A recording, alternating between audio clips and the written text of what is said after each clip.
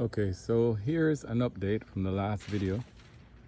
Since then we have put our fascia board on and our OSB sheeting on top.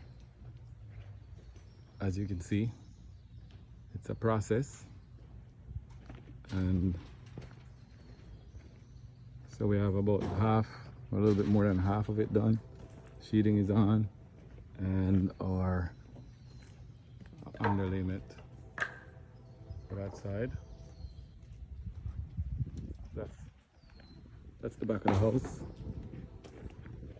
And now I'm going to show you in the front.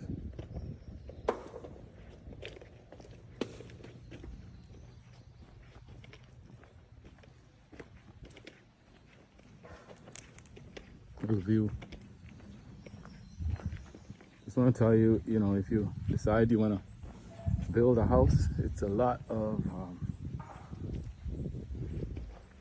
involved. So this is the front of the house.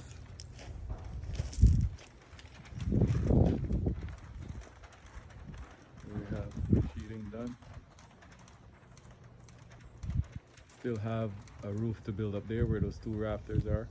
Those two trusses are up there to tie into that A, and then we have to do the same thing on the opposite side. Hey, thanks for watching.